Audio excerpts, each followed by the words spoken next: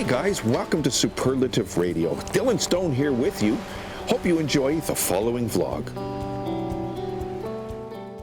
Hey guys, Dylan Stone here for another Superlative Radio vlog. We are back again. And this week, I just want to talk about the price of stuff. Denise was watching TV. And I couldn't get to watch the hockey game because she was watching the end of this show she was watching, you know.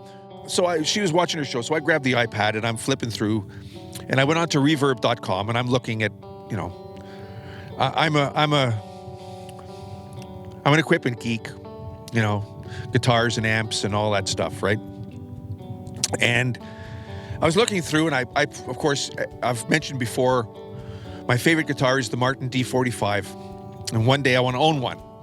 You know, things came up, all these ones for sale and whatever, and I'm looking through, and I came across one. There was a pre-war D45. I think it was like a 1930, I think it was like 37, 38, something like that.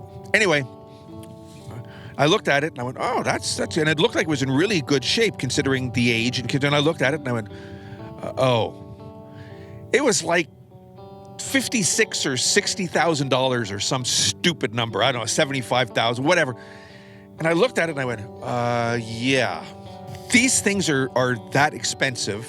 I mean, in a way I understand, but in another way, it's like the only people that could afford to buy these things are people that, in my mind, don't appreciate what they are.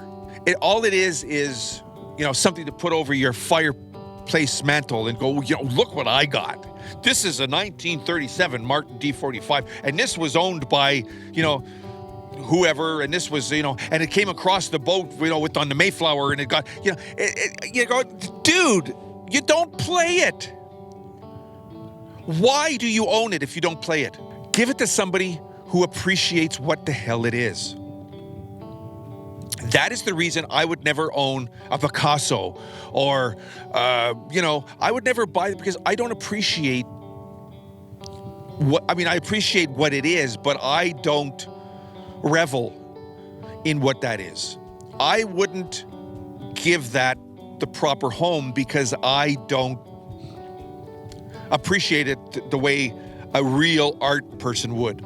If I won the $70 million in the lotto that they have tonight, I wouldn't go out and buy a Picasso or, you know, whoever. A Van Gogh or, well, I'd have to, you know, a Van Gogh. I wouldn't buy it.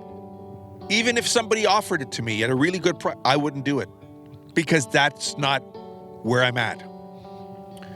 Because I know it's not the right home for me. That wouldn't be the right home for it with me. With me, it would only be, I got a Van Gogh. Does that impress you? You know, and that's not what I'm at. But it irked me that it cost so much, because if I had something like that, I would value that so much.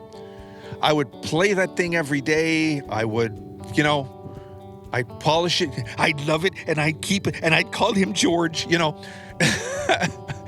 I'd love him, and I'd hug him, and I'd call him George, and I'd give it. It's just, it would be that kind of thing for me. Perfect example. When my father bought me my first Telecaster, which I wish I still had today. It was a 1978 Telecaster. And we went out for my birthday, and he bought me my first Telecaster. I slept with that goddamn thing for a week. I had a double bed, and I played it until I couldn't stay awake anymore, and I just laid it down beside me, and I fell asleep, and I woke up in the morning, and I played it a little more. I loved that guitar, and I did more gigs with that guitar, and that guitar went through so much with me.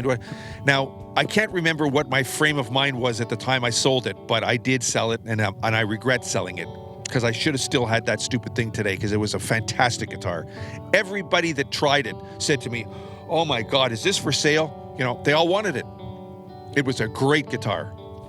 I was stupid and I sold it. Anyway, the point being, where do you draw the line again?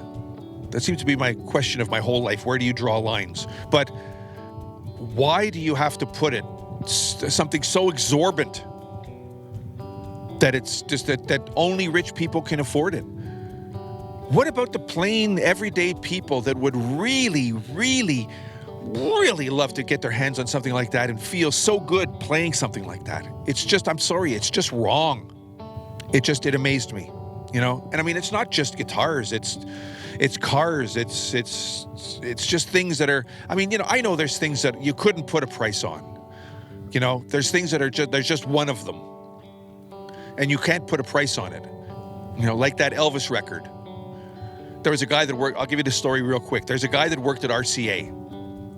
And he was the guy that put the pellets in to make the records. You know, they put the vinyl thing in and they make the record. They, you know, stamp the record and they move it on to.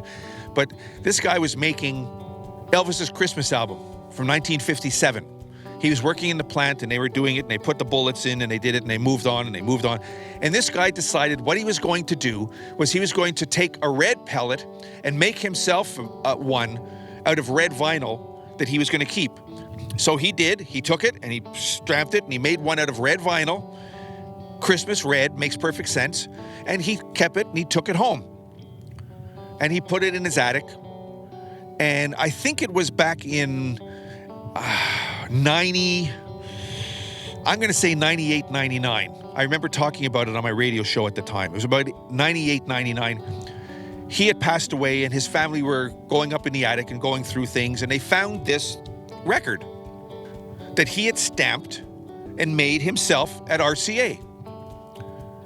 It was one of a kind because they didn't put any red vinyl ones out, and you could still see black flecks of the other stuff that was still there in the, but it was basically, it was a red vinyl copy of Elvis's Christmas album. And anyway, one thing and another, and the word got out, and they got $4 million for that one record because it was so rare. It was one of a kind. And even $4 million, you kind of go, but it is, it's a unique thing. And somebody with a lot of money who wants to say, look what I got, will pay $4 million for it. I'm an Elvis fanatic. Do you know how happy I would be having something that unique? You know, the guy that got it, does he know who Elvis is, for God's sake? You know what I'm saying? Like, it's like, where does it, it's just, look at me. That's what it turns into. And that's where we got to stop that kind of thing. People with more money than brains buying things just to say, oh, I'm, you know, look at me, I'm rich and I can buy this and I can buy that and I can. And that's the basic premise of my vlog today. Why do things have to be so out of sorts? I know, market will bear and the whole nine. I know the whole thing. Doesn't mean it's right. That's my vlog. Take care. Have a good one. We'll talk to you soon. Hey guys, thanks for watching Superlative Radio. Come back anytime. And when you do, please make sure you subscribe. Make sure you leave a comment. We really want to know what you think. We'll see you soon. Take care of yourselves. Take care of each other, because that's the way it's supposed to be.